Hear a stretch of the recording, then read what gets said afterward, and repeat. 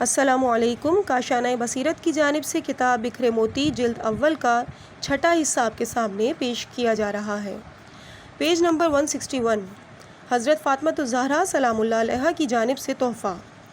حاجی نوری کتاب کلمہ طیبہ میں پہلے سید حیدر علی اللہ مقامہ کی زوجہ محترمہ کی عظمت و جلالت یوں تحریر فرماتے ہیں: یہ معظمہ بڑی عمدہ صفات کی حامل تھیں۔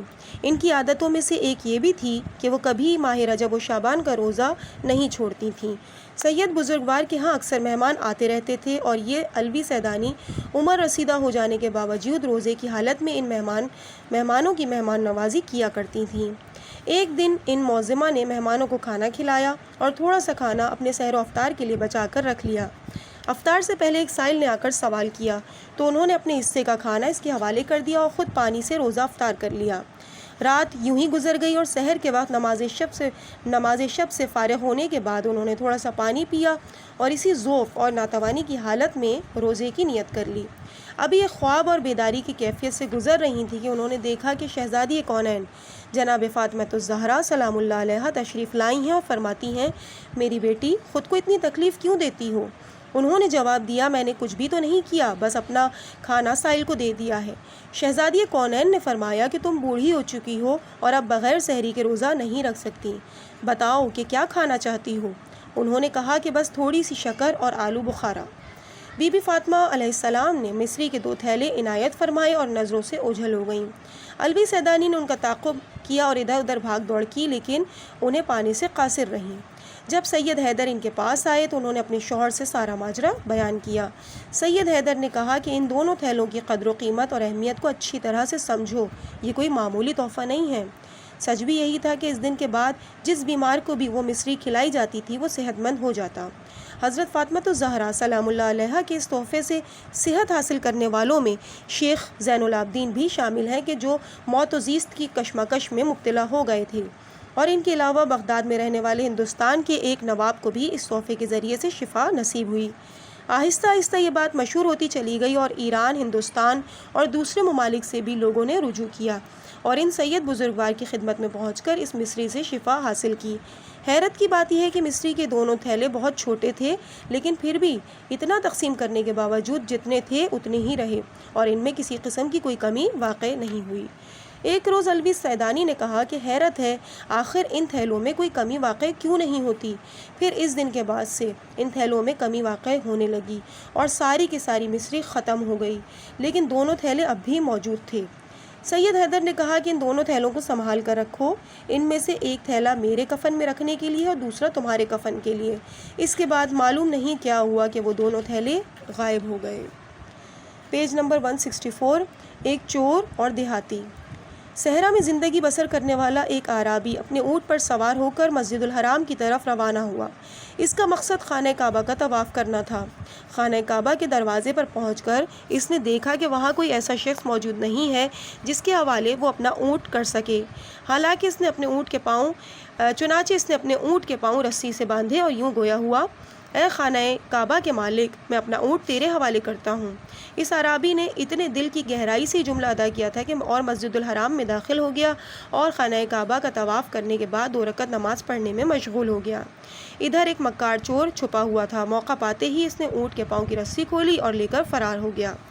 طواف اور نماز سے فارغ ہونے کے بعد اعرابی مسجد الحرام کے باہر آیا تو وہاں اونٹ موجود نہیں تھا جو کہ اس کا کل سرمایہ تھا۔ وہ اچھی طرح سمجھ چکا تھا کہ اس کا اونٹ چوری ہو گیا ہے۔ اس نے کسی طرح کا فریاد و فغاں نہیں کیا بلکہ لوٹ کر خانہ کعبہ کا پردہ تھام کر کہا: پروردگار، کیا میں نے اپنا اونٹ تیرے حوالے نہیں کیا تھا؟ پھر آخر وہ کیسے چوری ہو گیا؟ اس اعرابی کو خدا کی قدرت پر کتنا یقین تھا کہ اس نے اس طرح کے الفاظ زبان سے ادا کیے، بلکہ کہتے ہیں کہ اس نے اور بھی بہت سی ایسی باتیں کی جو ایک اعرابی ہی کے منہ سے اچھی لگتی ہیں اور دوسروں کا اس طرح سے کہنا مناسب ہرگز نہیں ہے۔ مثلاً اس اعرابی نے یہ کہا: خدا بندہ، یہ اونٹ تیری جیب سے گیا ہے، لے جانے والے نے مجھ پر کوئی ظلم نہیں کیا بلکہ اس چور نے تیری عزت کو داغدار کیا ہے کیونکہ میں نے اپنا اونٹ تیرے حوالے کیا تھا۔ یہ باتیں اس اعرابی نے قلبی ایمان کے ساتھ کہیں، حالانکہ وہ ایک ان پڑھ سا اور ایک عام سا صحرا میں رہنے والا آدمی تھا۔ خداوند عالم سے مخاطب ہو کر عرابی نے ابھی یہ باتیں ختم ہی کی تھیں کہ دور سے ایک شخص اس اونٹ کے ساتھ آتا ہوا دکھائی دیا۔ اس کا ایک ہاتھ کٹا ہوا تھا اور اس نے اپنے دوسرے ہاتھ سے اونٹ کی رسی تھام رکھی تھی۔ عرابی نے اس سے کہا، تو نے میرا اونٹ کیوں چرا لیا تھا؟ اس نے پوچھا، کیا یہ اونٹ تمہارا ہے؟ عرابی نے کہا کہ ہاں۔ چور نے کہا، لو اسے سنبھالو۔ جب میں یہ اونٹ چرا کر صفا و مروہ کے درمیان پہنچا تو پہاڑ کے قریب سے ایک بزرگ شخص نے مجھے ڈانٹ کے کہا، کیا تمہیں شرم نہیں آتی؟ مسجد الحرام کے پاس حرم کے اندر لوگوں کا مال چراتے ہو، اپنا ہاتھ آگے بڑھاؤ۔ میں نے بے اختیار اپنا ہاتھ آگے کر دیا اور انہوں نے میرا ہاتھ کاٹ دیا اور مجھے حکم دیا، تم خود جا کر یہ اونٹ اس کے مالک تک پہنچاؤ۔ اس طرح یہ بدقسمت چور ذلیل و رسوا ہو کر اونٹ لے آیا اور وہ عرابی خوشی خوشی اس پر سوار ہو کر روانہ ہو گیا۔ اس قسم کا خدا پر توکل ایمان کامل کے نتیجے میں پیدا ہوتا ہے۔ پیج نمبر 167، حضرت مریم علیہ السلام کی آرزو۔ حضرت عیسیٰ علیہ السلام نے اپنی والدہ حضرت مریم علیہ السلام کے ساتھ بیابان سے گزر رہے تھے۔ ان کی زیادہ تر غذا کا دار و مدار صحرا میں موجود درختوں پر لگے ہوئے پھلوں پر ہوتا تھا۔ لبنان کے پہاڑی سلسلے سے گزرتے ہوئے ایک مقام پر حضرت عیسیٰ نے اپنی والدہ کو ایک جگہ چھوڑا اور خود افطار کے لیے غذا کی تلاش میں نکل گئے۔ اسی اثنا جناب مریم کی موت کا وقت آ پہنچا۔ حضرت عیسیٰ علیہ السلام واپس آئے۔ انہوں نے دیکھا کہ ماں زمین پر لیٹی ہوئی ہیں۔ پہلے انہوں نے خیال کیا کہ سو رہی ہیں، لیکن بعد میں سمجھ گئے کہ وہ اس دنیا سے رخصت ہو چکی ہیں۔ ظاہر ہے کہ اس موقع پر حضرت عیسیٰ بہت متاثر ہوئے اور انہوں نے شدید گریہ کیا۔ چنانچہ اس وقت ان کی والدہ کی روح کا جسم سے تعلق پیدا ہوا اور حضرت مریم نے اپنے بیٹے کو تسلی دی۔ حضرت عیسیٰ علیہ السلام نے پوچھا، کیا اے مادر گرامی آپ کوئی آرزو رکھتی ہیں؟ حضرت مریم نے جواب دیا، ہاں میرے بیٹے، میری آرزو یہ ہے کہ میں اس دنیا میں واپس لوٹ جاؤں تاکہ رات کی تاریکی میں خانہ خدا میں عبادت کر سکوں۔ پیج نمبر 168، بھوک شکم سیری سے بہتر ہے۔ 3 آدمی باہر سے شہر مدینہ میں داخل ہوئے۔ رات کا وقت تھا۔ یہ تینوں رسول خدا صلی اللہ علیہ وآلہ وسلم کی خدمت میں جانا چاہتے تھے، لیکن کچھ سوچ کر آپس میں کہنے لگے کہ ہم تینوں پیغمبر اکرم کی خدمت میں چلے جائیں تو ممکن ہے کہ رات کے وقت انہیں زحمت ہو، لہٰذا ہمیں مختلف مقامات پر جا کر ٹھہرنا چاہیے۔ ایک نے کہا کہ میں پیغمبر اکرم کے گھر جاؤں گا، دوسرے نے کہا کہ میں علی مرتضیٰ علیہ السلام کے گھر جاؤں گا، تیسرے نے کہا کہ میں مسجد جا کر اللہ کا مہمان بنوں گا۔ دوسرے دن یہ تینوں مسجد میں جمع ہوئے اور ہر ایک نے اپنے ساتھ پیش آنے والی صورتحال بیان کی۔ پیغمبر اکرم کے گھر جانے والے مہمان نے کہا کہ نبی کریم نے مجھے اپنی خوراک میں شریک کیا اور میں ان کے ساتھ دودھ کی صورت میں موجود غذا کھا کر سیر ہو گیا اور رات بھر آرام سے سویا۔ دوسرے نے بھی یہی بتایا کہ علی علیہ السلام کے ساتھ کھانے میں شریک ہوا اور شکم سیر ہو کر سو گیا۔ تیسرے نے کہا کہ میں رات بھر بھوکا رہا اور ٹھیک طرح سو بھی نہ سکا۔ پیغمبر اکرم صلی اللہ علیہ وآلہ وسلم پر وحی نازل ہوئی کہ ہمارے مہمان سے کہہ دو، اگر شکم سیری بھوک سے بہتر ہوتی تو ہم تمہاری مہمان نوازی اسی طرح کرتے۔ یہ خیال مت کیجیے کہ پیٹ بھر کے کھلانے کا نام ہی مہمان نوازی ہے۔ جب پیٹ بھر جاتا ہے تو اس سے جسم اور روح دونوں زحمت میں پڑ جاتے ہیں اور انسان کی طبیعت بوجھل ہو جاتی ہے۔ وہ اپنی موت کو بھلا بیٹھتا ہے اور اس کا دل خضوع و خشوع سے خالی ہو جاتا ہے اور اسے دوسروں کے رنج و غم کا احساس نہیں رہتا۔ جو بھی خیر و برکت اور عافیت و رحمت ہے وہ بھوک اور کم کھانے میں ہے۔ پیج نمبر 170، بسم اللہ کی برکت۔ جناب سید مرتضیٰ کا شمار ایسے جلیل القدر علماء میں ہوتا ہے جنہوں نے مذہب حق کو حیات نو بخشی۔ یہ عالم بزرگوار کاظمین کے قریب کرخ نامی محلے میں رہا کرتے تھے اور اپنے گھر پر ہی درس دیا کرتے تھے۔ ان کے شاگردوں میں سے ایک سید شاگرد کافی دور سے درس کے لیے آتا تھا۔ وہ بغداد میں رہتا تھا اور اسے اپنے استاد تک پہنچنے کے لیے دریائے دجلہ عبور کرنا پڑتا تھا۔ اس جگہ دریا پر کوئی پل موجود نہیں تھا، لہٰذا اسے کشتی کے انتظار میں رکنا پڑتا تھا۔ یہی وجہ تھی کہ بعض اوقات وہ اس وقت پہنچتا تھا کہ جب آدھا درس ہو چکا ہوتا تھا اور کبھی کبھی تو وہ اس وقت پہنچتا تھا کہ جب درس ختم ہو رہا ہوتا تھا۔ ایک دن اس نے اپنے استاد سے ساری صورتحال بیان کر دی اور اس کا حل طلب کیا۔ سید مرتضیٰ نے تھوڑی دیر سوچا اور پھر قلم اٹھا کر کچھ لکھ کر کاغذ لپیٹتے ہوئے فرمایا، کل سے جب تم دریا کے کنارے پہنچو تو یہ کاغذ اپنے پاس رکھنا اور اگر کوئی کشتی موجود نہ ہو تو پانی پر چلتے ہوئے آ جانا۔ شاگرد نے ایسا ہی کیا اور دوسرے دن پانی پر چلتا ہوا بروقت درس لینے کے لیے پہنچ گیا۔ البتہ اس کے بعد والی صبح پانی پر چلنے سے پہلے اس نے سوچا کہ واقعاً یہ بڑی حیرت کی بات ہے، دیکھوں تو صحیح کہ سید بزرگوار نے اس کاغذ پر کیا لکھ دیا ہے جس کی وجہ سے اتنا حیرت انگیز اثر ہو رہا ہے۔ پھر اس نے کاغذ کھول کر دیکھا تو اس پر صرف یہ لکھا ہوا تھا، بسم اللہ الرحمن الرحیم۔ یہ پڑھ کر وہ اپنے آپ سے کہنے لگا، حیرت کی بات ہے کہ اس پر صرف بسم اللہ ہی لکھا ہوا ہے۔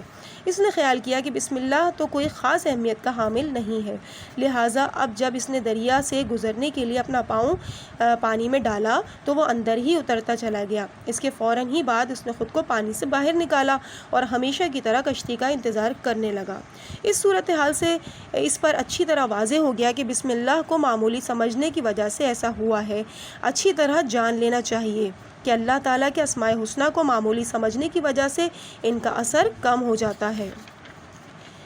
پیج نمبر 172، مقام علی علیہ السلام کی قسم۔ حضرت امام جعفر صادق علیہ السلام کے اصحاب میں سے ایک کہ جن کا نام اس وقت مجھے یاد نہیں آ رہا ہے، سمندر کا طولانی سفر طے کر کے مدینہ پہنچے۔ انہوں نے چھٹے امام علیہ السلام کی خدمت میں پہنچ کر بیان کیا، مولا اس سفر میں میں نے بڑا ہی حیرت انگیز منظر دیکھا۔ سمندر کے بالکل بیچوں بیچ ایک شخص پانی پر کھڑا ہے، اپنے ہاتھوں کو بلند کیے ہوئے کہہ رہا تھا، خداوند عالم قیامت کے دن تو مجھے آتش جہنم میں ڈال کر اپنی قسم پوری کرے گا۔ میں تجھے مقام علی ابن ابی طالب علیہ السلام کی قسم دیتا ہوں کہ مجھے اس وقت سے نجات عطا فرما۔ جب میں نے یہ سنا تو مجھے خیال آیا کہ یہ شخص بلند مقام و مرتبے پر فائز ہے، چنانچہ میں نے اس سے پکار کر کہا، اے عبد صالح، تجھے حق تعالیٰ کی قسم بتا تو صحیح کہ تو کون ہے اور تو نے کون سی ایسی قسم دی ہے، تو نے کیسی قسم دی ہے؟ اس نے جواب دیا، میں ابلیس ہوں۔ میں نے کہا، تم خدا کو علی کی قسم کیوں دے رہے ہو؟ اس نے کہا، میں عالم بالا کے تمام علوم کو جانتا ہوں اور مجھے اچھی طرح سے معلوم ہے کہ خداوند عالم کی بارگاہ میں علی ابن ابی طالب علیہ السلام سے بڑھ کر کوئی اور مقام و مرتبے پر فائز نہیں ہے۔ ممکن ہے کہ ابلیس سے زیادہ کوئی اور شخص علی کے مقام و مرتبے کو نہ پہچانتا ہو، اور اس پہچان ہی کی وجہ سے اس نے خدا کو علی کے مقام اور عزت کی قسم دی تھی۔ ابلیس کہتا ہے کہ میں آدم علیہ السلام سے ہزاروں سال پہلے اس دنیا میں موجود تھا اور میرے پاس کافی تجربہ ہے، لہٰذا میں خدا کو علی کی قسم دے رہا ہوں۔ امام کے صحابی کہتے ہیں کہ میں نے اس سے کہا، تجھے علی کے حق کی قسم، مجھے نصیحت کر۔ وہ موقع کہ جب شیطان نے اپنی شیطانیت چھوڑ کر سچی بات کہی یہی ہے۔ اس نے دو باتیں بتائیں، ایک دنیا کے بارے میں اور دوسری آخرت کے بارے میں۔ یہ دونوں باتیں بہت مختصر ہونے کے باوجود حقیقت پر مبنی ہیں۔ پہلی یہ کہ اگر دنیا کی خوشی چاہتے ہو تو قناعت کے ساتھ زندگی بسر کرو اور لالچ مت کرو، ورنہ اپنے لیے آگ کا سامان مہیا کر لو گے۔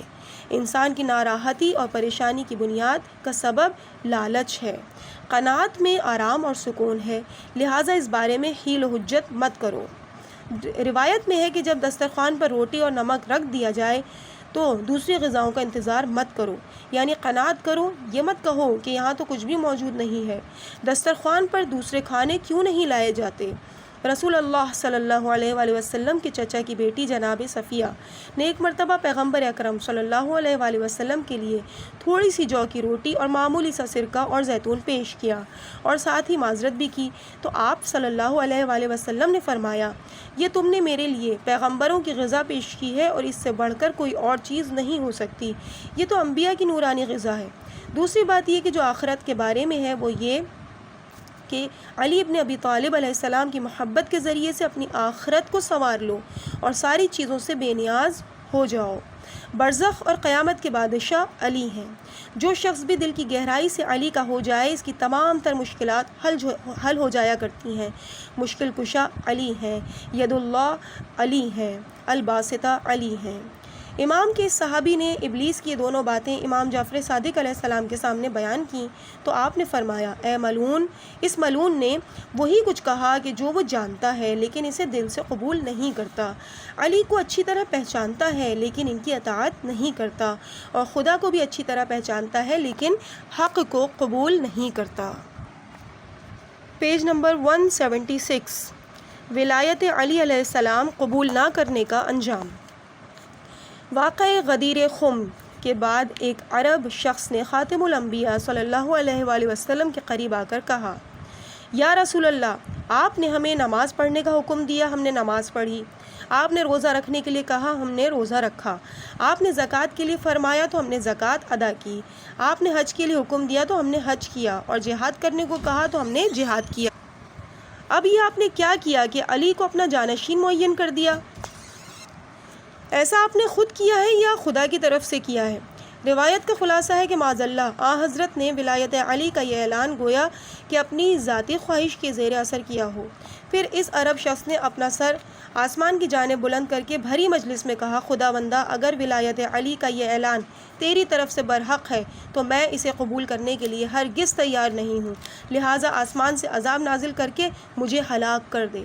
اس شخص کا یہ کہنا تھا کہ فوراً ہی آسمان سے ایک کنکری آئی اور اس کے سر کو پھاڑتی ہوئی اسے جہنم تک پہنچا دیا۔ Page number 178۔ ایک وزیر کا جنازہ حضرت موسیٰ کاظم علیہ السلام کے حرم میں۔ خلفائے بنی عباس میں سے کسی خلیفہ کا ایک وزیر اپنے خلیفہ کے نزدیک بڑی قدر و منزلت رکھتا تھا۔ سچ پوچھا جائے تو یہ وزیر خلیفہ کی خلافت کو سنبھالے ہوئے تھا۔ اس وزیر کی ذہانت اور ہوشیاری نے خلیفہ کو دشمنوں سے بچا کر رکھا ہوا تھا، اور اس طرح حکومت کو استحکام حاصل تھا۔ مختصر یہ کہ وہ وزیر کسی بیماری میں مبتلا ہو کر مر گیا۔ عباسی خلیفہ نے اپنے اس وزیر اعظم کو اس کی خدمات کے عوض حضرت امام موسیٰ کاظم علیہ السلام کے حرم میں دفن کرنے کا حکم دیا۔ چنانچہ اس کی میت 7ویں امام کے حرم میں لا کر دفن کر دی گئی۔ اس زمانے میں حرم کا متولی ایک متقی اور پرہیزگار سید تھا۔ یہ روضے کے احاطے میں موجود ایک کمرے میں رہا کرتا تھا۔ آدھی رات کے وقت حرم کے اس متولی نے خواب میں دیکھا کہ حرم دھوئیں سے بھر گیا ہے اور کسی چیز کے جلنے کی بو پھیل رہی ہے، اور امام موسیٰ کاظم علیہ السلام متولی کو حکم دیتے ہوئے فرما رہے ہیں، خلیفہ سے جا کر کہو کہ یہ تم نے میرے ساتھ کیسی خیانت کی ہے اور کس قسم کے شخص کو میرا پڑوسی بنا دیا ہے۔ ساتھ ہی امام نے متولی سے یہ بھی فرمایا کہ ذرا سامنے دیکھو۔ متولی نے دیکھا تو پتہ چلا کہ اس وزیر کا لاشا جل رہا ہے اور اس سے دھواں اٹھ رہا ہے۔ متولی بیان کرتے ہیں کہ خواب دیکھ کر میں تیزی سے اٹھا اور جا کے حرم کا دروازہ کھول دیا۔ وہاں دھواں ہی دھواں تھا اور میری آنکھیں ٹھیک طرح سے دیکھ بھی نہیں پا رہی تھیں، اور حرم میں ہر طرف بدبو پھیلی ہوئی تھی۔ یہ صورتحال دیکھ کر میں سمجھ گیا کہ میرا خواب سچا ہے اور اس کا اثر ظاہر ہو رہا ہے۔ یہی وجہ تھی کہ صبح سویرے ہی میں بغداد پہنچ گیا۔ خلیفہ کے محل پہنچنے کے بعد میں نے پیغام دیا کہ خلیفہ سے کہو کہ کاظمین کے متولی تمہارے لیے بہت اہم پیغام لے کر آئے ہیں۔ مختصر یہ کہ میں نے خلیفہ سے کہا کیونکہ امام نے مجھے حکم دیا ہے، لہٰذا میں یہ سب کہنے پر مجبور ہوں۔ اس کے بعد میں نے اپنا سارا خواب اور پورا واقعہ تفصیل کے ساتھ اسے بیان کر دیا۔ یہ بھی بتایا کہ امام نے مجھے یہ حکم دیا ہے کہ خلیفہ سے جا کر کہو تم نے میرے ساتھ یہ کیسی خیانت کی ہے اور کس قسم کے شخص کو میرا پڑوسی بنا دیا ہے۔ متولی حرم نے سارا ماجرا خلیفہ سے بیان کرنے کے بعد یہ کہا کہ میں نے خود حرم میں دھواں دیکھا ہے اور بدبو محسوس کی ہے، اور اب تم خود بہتر سمجھتے ہو کہ تمہیں کیا کرنا چاہیے۔ خلیفہ سمجھ گیا کہ اس نے جو خیانت کی ہے اس سے اسے خود بھی خطرہ لاحق ہو سکتا ہے۔ چنانچہ اس نے متولی سے کہا کہ کسی کو کچھ نہ بتانا، رات کے آخری حصے میں کچھ مزدور کام کرنے کے لیے تیار رکھو، میں خود آؤں گا اور اس وزیر کی میت کو وہاں سے نکال کر دوسری جگہ دفن کر دیں گے۔ وعدے کے مطابق خلیفہ آیا، قبر کھودی گئی تو وہاں سوائے ایک مٹھی بھر خاک کے اور کچھ بھی نہیں تھا، لہٰذا اس خاک کو اٹھا کر حرم سے باہر نکال دیا گیا۔ Page number 181۔ حیوانات جانتے ہیں کہ خدا ہے۔ مالک دینار بیان کرتے ہیں کہ میں نے صحرا میں ایک ہرن دیکھا۔ وہ پیاسا تھا اور پانی کی تلاش میں ادھر ادھر پھر رہا تھا، لیکن کہیں کوئی پانی اسے میسر نہیں آ رہا تھا۔ وہ ہرن مختلف نشیبی مقامات میں پانی تلاش کرتا ہوا آخرکار ایک کنویں کے قریب پہنچ گیا، لیکن اس کنویں کا پانی کافی نیچے تھا۔ یہ بے زبان جانور یہیں آ کر ٹھہر گیا۔ اس کی آخری امید اسی پانی سے وابستہ تھی۔ پھر اچانک اس نے اپنا سر آسمان کی طرف بلند کیا اور اس کے بعد میں نے دیکھا کہ وہ پانی پی رہا ہے۔ میں نے قریب جا کر دیکھا تو معلوم ہوا کہ اس جانور کے لیے کنویں کا پانی اوپر آ چکا ہے۔ میں نے چاہا کہ اسے اپنے لیے بھی اس کنویں سے پانی نکال لوں تو وہ دوبارہ نیچے چلا گیا۔ معلوم ہوتا ہے کہ مالک دینار کے پاس کنویں سے پانی نکالنے کے لیے رسی اور ڈول وغیرہ رہا ہوگا اور اس نے اس کی مدد سے پانی نکال کر اپنی پیاس بجھا لی ہوگی، لیکن بیچارے ہرن کے پاس کوئی ایسا ذریعہ موجود نہیں تھا، لہٰذا اس نے اضطرار اور پریشانی کے عالم میں خدا کو وسیلہ قرار دیا۔ پیج نمبر 182، ماں کی دعا سے زندگی مل گئی۔ آقائے مرزا محمود شیرازی نے بارہا میرے سامنے شیخ محمد حسن کی تعریف کی ہے۔ شیخ محمد حسن قبر سے فرار اختیار کرنے والے کے حوالے سے مشہور ہیں۔ اس لقب کی وجہ سے وہ خود بیان کرتے ہیں کہ قمشہ نامی مقام پر میں اپنے بچپن میں شدید بیمار پڑا، یہاں تک کہ مرنے کے قریب پہنچ گیا۔ میری ماں نے جب یہ دیکھا کہ میرا اکلوتا بیٹا مر رہا ہے تو وہ چھت پر چلی گئی اور سر برہنہ ہو کر خدا سے نالا و فریاد کرتے ہوئے کہا کہ خداوندا، میں ہوں اور میرا یہ ایک ہی بیٹا ہے، اسے مجھ سے مت چھین اور میرے پاس واپس لوٹا دے۔ ماں نے اپنے بیٹے کے لیے اتنے گڑ گڑا کر دعا کی کہ خود شیخ محمد حسین نے بلند آواز سے کہا، امی جان واپس نیچے آ جائیے، مجھے دوبارہ لوٹا دیا گیا ہے۔ اس طرح بچے کو ماں کی دعا سے دوبارہ زندگی مل گئی۔ پیج نمبر 183، ہرنی پر رحم کرنے سے سلطنت مل گئی۔ سبکتگین عام سا معمولی کام کاج کر کے زندگی بسر کیا کرتا تھا اور پھر بادشاہ بن گیا۔ کہتے ہیں کہ ایک مرتبہ وہ اپنی غذا کا بندوبست کرنے کے لیے شکار پر نکلا اور اس نے ہرن کے ایک بچے کو زندہ پکڑ لیا۔ ہرنی کا وہ بچہ کہ جب وہ شہر آنے لگا تو ہرنی اپنے بچے کو بڑی حسرت سے دیکھتے ہوئے اس کے پیچھے پیچھے آنے لگی۔ سبکتگین کو اس پر رحم آ گیا اور اس نے ہرنی کا بچے کو چھوڑتے ہوئے کہا کہ آج کی رات میں بھوکا رہ جاؤں گا تاکہ اس حیوان کا دل خوش رہے۔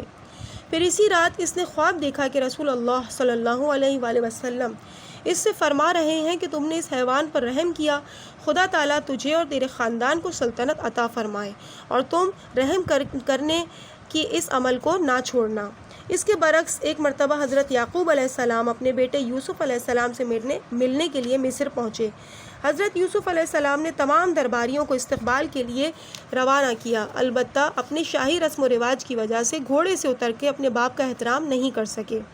ایسا حضرت یوسف علیہ السلام نے کسی ہوا و ہوس اور غرور و تکبر کی وجہ سے نہیں کیا تھا، بلکہ یہ صرف حکومت کی سطح کا ایک اقدام تھا جسے ترک اولیٰ کا نام دیا جا سکتا ہے۔ اس معمولی سی چوک ہونے کی وجہ سے جبرائیل امین نازل ہوئے اور حضرت یوسف سے کہا، اے یوسف اپنا ہاتھ کھولیے۔ حضرت یوسف نے اپنا ہاتھ کھولا تو ان کے ہاتھ کا نور غائب ہو گیا۔ حضرت یوسف علیہ السلام نے جبرائیل سے پوچھا، یہ کیسا نور تھا؟ جبرائیل نے بتایا، یہ نور نبوت تھا، تم نے اپنے بوڑھے باپ کا اتر کر استقبال نہیں کیا، لہٰذا یہ نور نبوت تمہارے صلب سے خارج ہو گیا ہے۔ اس کے بعد یہ نور نبوت حضرت یوسف علیہ السلام کے اس بھائی کے پاس آ گیا جو اپنے والد حضرت یعقوب علیہ السلام کا بہت زیادہ احترام کیا کرتے تھے۔ پیج نمبر 185، پھلوں کی تباہی کا راز۔ گزشتہ علماء بزرگ میں سے ایک عالم کے رشتہ دار بیان کرتے ہیں کہ کوئی 60 سال پہلے سردیوں کے موسم میں عجیب طرح کی زہریلی ہوائیں چلیں جن سے درخت سوکھ کر کچھ اس طرح تباہ و برباد ہو گئے کہ ان پر کوئی بھی پھل باقی نہ بچا۔ اسی زمانے میں ایک شخص کے گھر پر آڑو کا درخت لگا ہوا تھا۔ وہ اپنے اس درخت کو بہت زیادہ چاہتا تھا، چنانچہ اس نے اس درخت کے چاروں طرف موٹے موٹے کپڑے لگا دیے تھے اور درخت کو اچھی طرح سے چھپا دیا تھا تاکہ زہریلی ہوائیں اس پر اثر انداز نہ ہوں اور یہ درخت خشک نہ ہونے پائے۔ اس سال تمام کے تمام باغ سوکھ کر ویران ہو چکے تھے، لیکن اس شخص کی کوششوں کے نتیجے میں آڑو کا وہ درخت ہوا کے زہریلے اثرات سے محفوظ رہا اور اس پر پھل بھی لگے۔ کیونکہ دوسرے درختوں سے کوئی پھل حاصل نہیں ہوا تھا، لہٰذا ان پھلوں کو خاصی اہمیت حاصل ہوئی۔ درخت کے پھلوں کی کچھ مقدار اپنے دوستوں اور رشتہ داروں کو بطور تحفہ پیش کی۔ جس شخص نے بھی اس درخت کا پھل کھایا وہ مہلک بیماری اور وبا کا شکار ہو کر مر گیا۔ اس وقت معلوم ہوا کہ موسم سرما میں ان زہریلی ہواؤں کے چلنے اور درختوں کے پھلوں کی تباہی کا کیا راز تھا۔ درختوں کی یہ تباہی بغیر کسی مصلحت کے نہیں تھی، بلکہ در حقیقت تھوڑا سا نقصان پہنچا کر کسی بڑے نقصان سے بچانا مقصود تھا۔ پیج نمبر 187، صدقے سے دلہن کی موت ٹل گئی۔ اللہ کے نبی حضرت عیسیٰ علیہ السلام اپنے حواریوں کے ساتھ جا رہے تھے کہ آپ کا گزر ایک ایسے گھر کے سامنے سے ہوا کہ جہاں ڈھول بجانے کی آوازیں آ رہی تھیں۔ حضرت عیسیٰ علیہ السلام نے اپنے حواریوں سے ارشاد فرمایا، یہاں آج کی رات شادی کی خوشیاں منائی جا رہی ہیں، لیکن کل یہ خوشی کی محفل غم میں بدل جائے گی، کیونکہ آج ہی کی رات دلہن کی موت واقع ہو جائے گی۔ یہ رات گزر گئی۔ دوسری صبح حضرت عیسیٰ علیہ السلام ان کے حواریوں کی اسی راستے سے واپسی ہوئی، لیکن اس گھر سے کسی قسم کے رونے پیٹنے کی آواز نہیں سنائی دے رہی تھی۔ حضرت عیسیٰ کے حواریوں نے گھر والوں سے معلوم کیا کہ کل رات کوئی سانحہ پیش آیا ہے۔ گھر والوں نے جواب دیا، نہیں۔ حضرت عیسیٰ نے گھر کے مالک سے اجازت طلب کی اور دلہن کے کمرے میں داخل ہوئے۔ دلہن کا بستر پلٹا تو اس کے نیچے ایک بہت بڑا ناگ چھپا ہوا تھا۔ دراصل اسی ناگ کو پچھلی رات دلہن کو ڈس دینے کا حکم ہوا تھا، لیکن سانپ نے دلہن کو نہیں ڈسا تھا۔ حضرت عیسیٰ علیہ السلام نے دلہن سے دریافت کیا کہ گزشتہ رات تم نے کیا کیا تھا؟ دلہن نے جواب دیا، جس وقت میرے لیے کھانا لایا گیا تھا تو اسی وقت ایک سائل نے آ کر دروازے پر دستک دی تھی اور مدد کا سوال کیا تھا۔ گھر میں لوگوں کا کافی ہجوم تھا اور کسی نے بھی اس سائل کی آواز پر توجہ نہیں دی، چنانچہ میں نے خود ہی اپنا کھانا لے جا کر سائل کو دے دیا۔ یہ وہی صدقہ تھا کہ جس کی وجہ سے دلہن کی آئی ہوئی موت ٹل گئی۔ کہنے کا مقصد یہ ہے کہ صدقہ دینے کی برکت سے ناگہانی بلائیں اور مصیبتیں دور ہو جایا کرتی ہیں، اور اللہ تبارک و تعالی اپنے بندے کے اس عمل کے عوض اس پر فضل و کرم فرما دیتا ہے۔ پیج نمبر 189، بادشاہ اپنے خزانے میں بھوکا مر گیا۔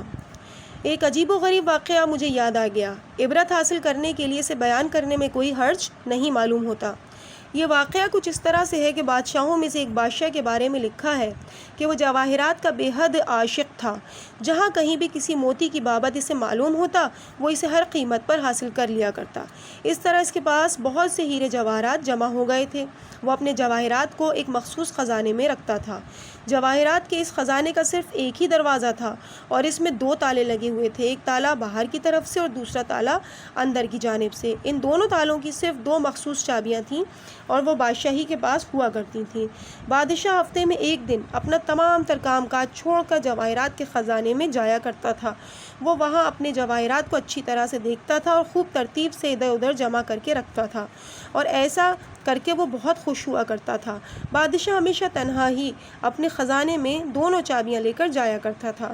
ایک مرتبہ خلاف معمول وہ ہفتے کے درمیان ہی میں اپنے جواہرات کا جائزہ لینے کے لیے خزانے میں چلا گیا اور انہیں دیکھ دیکھ کر خوش ہوتا رہا، لیکن جب باہر نکلنے کے لیے اس نے جیب سے چابی نکالنی چاہی تو وہ موجود نہیں تھی۔ دراصل باہر نکلنے کے سلسلے میں کام آنے والی چابی وہ جیب میں رکھنا بھول گیا تھا۔ بادشاہ خزانے کے کونے میں کھڑا چیخ چیخ کر پکارتا رہا، لیکن کسی نے بھی اس کی آواز نہیں سنی۔ کسی کو بھی یہ معلوم نہیں تھا کہ ان کا بادشاہ کس قید میں پھنس گیا ہے۔ بالآخر خزانے میں موجود جواہرات کو حسرت سے دیکھتے ہوئے بادشاہ نے بھوک پیاس سے نڈال ہو کر اپنی زندگی کی آخری سانسیں لیں۔ اس واقعے کے چند روز بعد دربار کے وزیروں کو فکر لاحق ہوئی کہ بادشاہ اچانک کہاں غائب ہو گیا ہے۔ پھر انہیں یہ خیال آیا کہ کہیں بادشاہ اپنے خزانے میں پھنس تو نہیں گیا۔ چنانچہ جواہرات کے اس خزانے کے دروازے کو توڑا گیا تو بادشاہ کی لاش سے بدبو اٹھ رہی تھی۔ مجھے اور آپ سب کو ہمیشہ ہوشیار رہنا چاہیے، خدا نخواستہ ہمارے اوپر بھی مال اور دولت کی چاہت کا بھوت سوار نہ ہو جائے۔ اے خدا، تو ہی ہمیں ایسی خواہشات سے محفوظ رکھنا۔ پیج نمبر 191، مستحب حج کے بدلے صدقہ۔ حاجی نوری کتاب کلمہ طیبہ میں لکھتے ہیں کہ عبداللہ مبارک نے مستحب حج کے ارادے سے اپنا سفر شروع کیا۔ کوفہ پہنچنے پر انہوں نے ایک محترم خاتون کو دیکھا کہ جو کوڑے کرکٹ کے ڈھیر سے مری ہوئی مرغی اٹھا کر لے جا رہی تھیں۔ اس عمل نے عبداللہ مبارک کو بہت کچھ سوچنے پر مجبور کر دیا، لہٰذا وہ اس خاتون کے پیچھے ہو لیے۔ گھر پہنچ کے خاتون نے اپنے بچوں کو خوشی خوشی یہ خبر سنائی کہ میں تمہارے لیے مرغی لے کر آئی ہوں۔ بچوں کے چیخنے چلانے کی آواز بلند ہو رہی تھی۔ عبداللہ نے دروازہ کھٹکھٹایا اور خاتون سے پوچھا کہ یہ کیا معاملہ ہے۔ پتہ چلا کہ یہ علوی سیدانی ہیں اور انتہائی فقر و فاقے کی حالت میں زندگی بسر کر رہی ہیں، اور اب نوبت یہاں تک پہنچ گئی ہے کہ بھوک کی وجہ سے خود ان پر اور ان کے بچوں کے لیے مردار کھانا بھی حلال ہو گیا تھا۔ عبداللہ سفر کے لیے 1000 دینار لے کر چلے تھے۔ انہوں نے یہ دینار اس خاتون کے حوالے کر دیے اور خود کوفے میں رہ گئے۔ حاجیوں کا قافلہ لوٹ کر آ گیا تو ان میں سے ایک حاجی نے عبداللہ کو تلاش کر کے اس سے کہا، اے عبداللہ، یہ تم نے کیسی مصیبت میرے اوپر ڈال دی ہے؟ عبداللہ نے پوچھا، کیا مطلب؟ میں نے آپ کو کس مصیبت میں مبتلا کر دیا؟ اس حاجی نے کہا شاید تم بھول رہے ہو، میدان عرفات میں تم 10,000 دینار میرے حوالے کر کے چلے گئے تھے اور پھر اتنی بڑی رقم مجھ سے واپس نہیں لی۔ میں نے یہ تمہاری رقم سنبھال کر رکھی ہوئی ہے۔ عبداللہ مبارک نے کہا میں تو حج پر گیا ہی نہیں، پھر بھلا کوئی چیز میں تمہارے حوالے کیسے کر سکتا ہوں؟ اس حاجی نے کہا چھوڑو، رہنے دو، تم خود ہی وہاں موجود تھے، یہ لو اپنی رقم سنبھالو، مجھے امانت رکھنے کی ذمہ داری کے بوجھ سے نجات دلاؤ۔ رات کو جب عبداللہ سوئے تو انہوں نے خواب میں حضرت محمد مصطفیٰ صلی اللہ علیہ وآلہ وسلم کو دیکھا۔ حضرت نے ان سے فرمایا تم نے جو 1000 دینار علوی سیدہ کے حوالے کیے تھے، خداوند عالم نے اس کے بدلے ایک فرشتے کو خلق کر دیا ہے اور اس فرشتے نے تمہاری نیابت میں حج انجام دیا ہے۔ حضرت نے مزید فرمایا کہ اسی فرشتے نے تمہارے لیے 10,000 دینار بھی بھیجے ہیں، اس کے علاوہ آخرت کی جزا و ثواب بھی تمہارے لیے محفوظ ہے، اور سنو جب تک تم زندہ رہو گے ہر سال یہ فرشتہ تمہاری طرف سے حج بجا لاتا رہے گا۔ اس مقام پر کتاب بکھرے موتی جلد اول کا 6واں حصہ مکمل کیا جاتا ہے۔ انشاءاللہ اس سے آگے کے واقعات کو 7ویں حصے میں آپ کے سامنے پیش کیا جائے گا۔ والسلام علیکم ورحمۃ اللہ وبرکاتہ۔